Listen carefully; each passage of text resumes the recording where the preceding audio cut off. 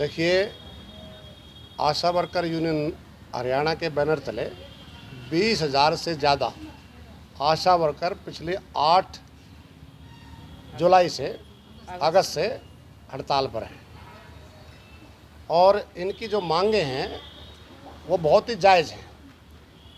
ये जो हमारा प्रोजेक्ट है ये 2005 से चला हुआ है, 17 साल हो गए। 12 साल में तो कुर्डी के भाग जाग जाते हैं, लेकिन हमारे भाग आज तक नहीं जागे। हम ये कहते हैं कि आशा वर्कर जो महत्वपूर्ण जच्चा बच्चा का जो काम करते हैं, जो हेल्थ सर्विसेज प्रदान करने में सहायता करती हैं, उस काम को देखते हुए, उसके महत्व को समझते हुए आशा वर्कर को सरकारी कर्मचारी का दर्जा मिलना चाहिए। जब तक ये प्रक्रिया पूरी हो, जब तक हम ये कह रहे हैं 26,000 रुपये न्यूनतम वेतनमान मिलना चाहिए। सरकार इन दोनों बातों पर अभी सहमत नहीं है।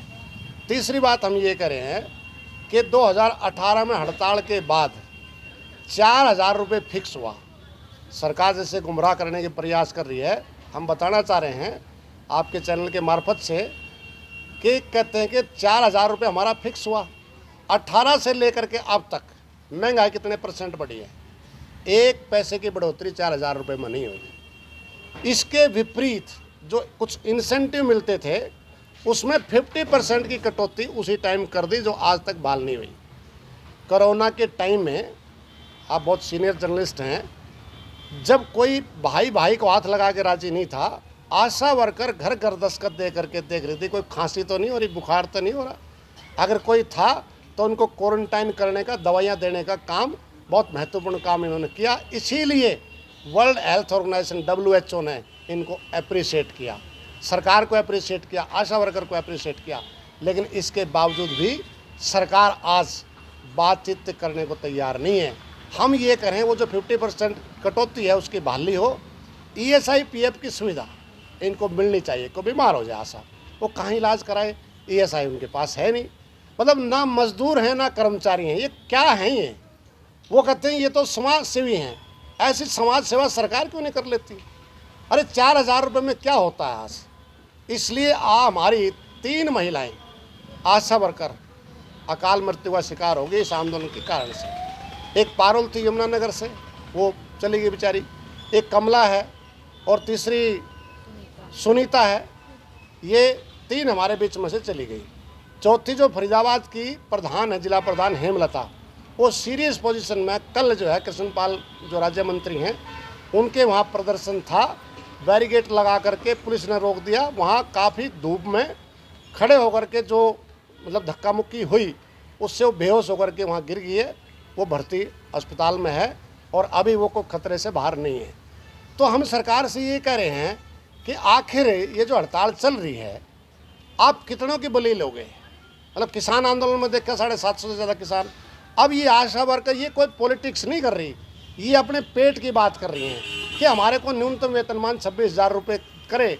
लेकिन सरकार सत्ता के नशे में चूर है, बातचीत तक करने को तैयार नहीं है और अपने आप ये कह रहे कि पूरे देश में सबसे ज़्यादा हम दे रहे हैं, 4,000 रुपये भी हम सबसे ज़्यादा दे रहे हैं। तो ये कहाँ जाएँ बेचारे? इसलिए हम सरकार को ये कहना चाह रहे हैं कि जब तक हमारी सरकारी कर्मचारी का दर्जे वाली बात, 26,000 न्यूनतम वेतनमान, 50% की जो कटौती की उसकी बहाली, ESI PF की फैसिलिटी, और आशा वर्कर सुबह आएगी शाम को चली जाएगी, बच्चों को ये नहीं मालूम पड़ेगा कि ये रिटायर होकर के आ गई है। कोई सरकारी कर्मचारी रिटायर होगा, उसको ग्रेजुएटी मिलेगी, सारे कुछ उसको सुविधाएँ मिलेंगी। लेकिन आशा वर्कर को ये कह करके तुम कर्मचारी नहीं हो, आपको कुछ नहीं मिलेगा। लेकिन रिटायरमेंट करना है तो सरकारी कर्मचारी का फार्मूला लागू होगा।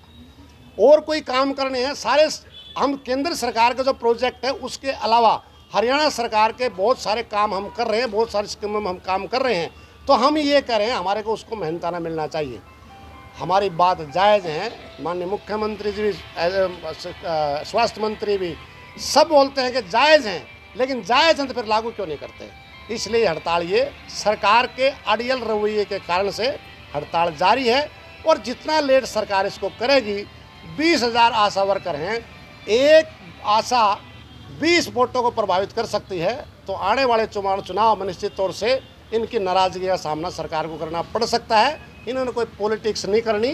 सरकार बिना किसी और देरी के इनसे बातचीत करें और इनके मसलों का समाधान करें, इस हड़ताल को समाप्त करवाओ। और सर्व कर्मचारी संघ हरियाणा, CITU हरियाणा, तमाम संगठन पूरी तरीके से इसको नज़दीक से निगाह बनाए हुए हैं, इनका समर्थन कर रहे हैं। और सरकार ने अगर कोई दमन उत्पीड़न का काम किया तो उसका माकूल जवाब भी देने को तैयार हैं। और डेमोक्रेसी, अब G20 की मीटिंग हो रही है, मदर ऑफ डेमोक्रेसी। अरे चंडीगढ़ हम विधानसभा का घेराव करने तो जा रहे थे, घेराव नहीं होगा, चंडीगढ़ सीमा पर रोकेंगे, लेकिन पूरे हरियाणा को पुलिस छावनी में बना करके जगह जगह गिरफ्तारियाँ हो रही हैं, बदतमीजी करी है। हमारी जो स्टेट के प्रधान है, ऐसे दुपट्टा एक पुलिस वाला इधर से खींच रही है, एक उधर से, बाई चांस वो हमारी महिला दूसरे ने उसको पकड़ लिया, अदरवाइज तो मौत के मुंह में चले जाते, फांसी के मतलब दी जा रही थी। आप ये जो हमारे स्वास्थ्य मंत्री हैं, दरी वाले बाबा बोलते थे, आपको पता है, सीनियर जर्नलिस्ट हो आप, वो वहाँ जो धरना देते थे, उनको चाय पिलाते थे, दरी बिछवाते थे, आज वो अपने आवाज़ तक नहीं जाने देते थे किसी को। ये सत्ता का नशा ही तो है। इसलिए हम सरकार को कह रहे हैं कि जिद छोटे, ये कोई पॉलिटिशियन नहीं है, पॉलिटिक्स नहीं करनी है, पॉलिटिक्स आप ही करोगे। लेकिन अगर समस्या का समाधान नहीं किया और ऐसे चलता रहेगा तो राजनीतिक रूप से नुकसान उठाना पड़ेगा।